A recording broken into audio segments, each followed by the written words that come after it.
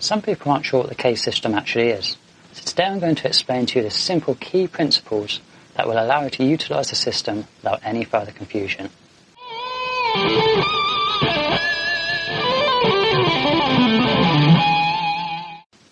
The CAGED system is a navigational tool. It allows you to play any chord, scale or arpeggio anywhere across the neck and in any given key. It's based on 5 chord shapes. We have a C shape, an A shape, a G shape, an E shape and a D shape. What we do is we extrapolate the basic principles of those shapes, take them across the neck and use them in different ways. Now it's worth noting that if you're not familiar with these shapes, then you'll need to go and revise that before going any further. Now with those 5 shapes, if you were to spell them out as I just did, CAGED, you get the word cage, hence where the name comes from. It doesn't come from anything else. But what we're going to do now is we're going to look at the C shape and study the principles behind that so that you can use this system with a lot more understanding. So if we look at our C chord, our C shape, the first thing I'd like you to notice about it is that the root note falls on the A string. That's really, really important. Now, if I was to look at the note I'm holding down in this instance, it would be a C note, because the 3rd fret here on the A string is a C note, which is what helps me name this chord as the C chord. The other thing I'd like you to notice about it is the direction, the pattern of my fingers that happen after it. In particular, they tend to trail off behind where the root note is. Okay, so they're on this side of it, they're not falling after it on this side of the neck.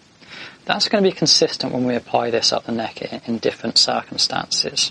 So 2 key things I want you to remember. There are other things that are important, like intervals and such, but these are 2 key things I want you to remember. The root note for our C shape starts on the A string, and the other notes, they kind of tail off it behind it in a directional sense. Now the easiest way to take this up the neck and get something very different is to simply use a capo. So if I whack this on the 4th fret and play my C shape, I will no longer get a C chord. I'm now getting a completely different chord, still using that C shape. The capo essentially becomes the nut, so everything's been moved at the neck consistently. Now if I want to know what this chord is, I can use the principles of that CAGED shape that I spoke about just a moment ago. If I look at where my root note is on the A string, I'm now holding down an E note. If I'm holding down an E note, I'm going to be playing an E chord, seeing as I know that that's the root note. Everything else is consistent. I haven't changed anything else, so I know this is now going to be an E major chord. However, just playing the chord like that is a little bit restricted, so we want to do a little bit more. What I'd like to do now is use that C shape but without the capo, so I can play my E chord freely in this position. So all I'm really going to do is I'm going to try and retain those same principles. I'm just going to have to manipulate where my fingers go to do it. So the first thing I'm going to do is I'm going to replicate that capo in a way. I'm just going to place my first finger down across the 4th fret, which is where the capo was. I'm only starting this from the 5th string down. I'm not really playing this E string, I'm just muting it off. And the other fingers I'm going to place as I would do a C chord. Okay, it's just that C shape.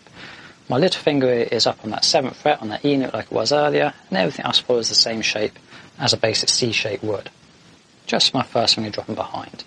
And now I have an E chord. And that's all good and proper, and you can use that a lot. But what we want to do is we really want to get into how you can use this in terms of the scales and recognise the C shape, which will really help you when you're playing things. So first of all, I'm going to play you a major scale now in this C shape in the key of E major. And I'll show you how it ties in. So this is what it looks and sounds like.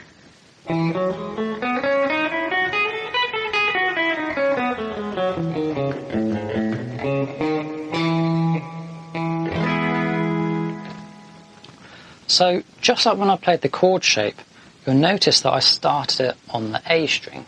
Really, really important. It's on an E note because I'm playing an E scale, and I started it on the A string. Okay, consistent with how I would play a C chord style on the A string. The other thing to note is that the rest of the notes, they tended to tail off again behind where that root note is. They tend to fall in that direction.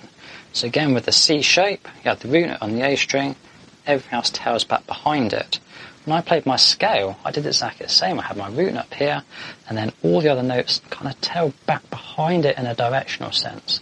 didn't really kind of fall in front of it like they might do if I was playing another different shape.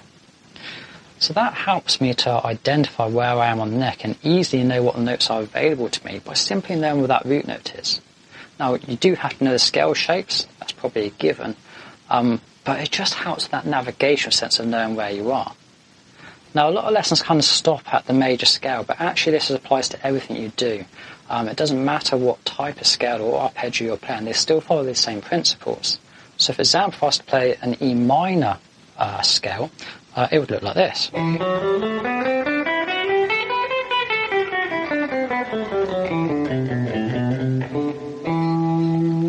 I'm still starting it on the A string, just like I was earlier, and the notes tend to just drop behind it. You're always going to get a bit of a crossover because we don't play statically, but the general direction of the notes is behind the root note. And this will apply to anything you're doing, even if I play pentatonics.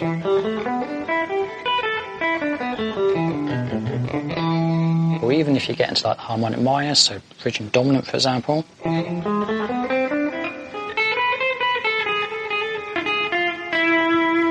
All falls in that same pattern. It's still starting on that A string and the rest notes tend to fall behind it, which gives us some really cool options. And of course that applies to all the chord shapes that you play in that position as well.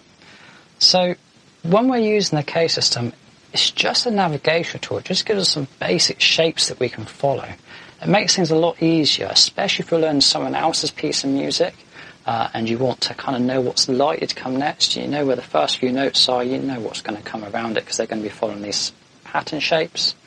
And if you're writing your music yourself, well, it means you're not stuck in one position on the neck. Wherever you are, you can utilise different chord voices and shapes and different scale shapes without always searching and looking for that first position. So I'm going to keep that short and sweet today. It's just about the basic principles. If you look at each particular chord shape, take a note of where the root note is, and then take a note of where the other fingers tend to fall after it in a directional sense. And you'll see that you can apply that across the entire neck with all the different chord shapes, all the scale shapes, and they will all fall into the same brackets. They'll all be easy to follow that same process.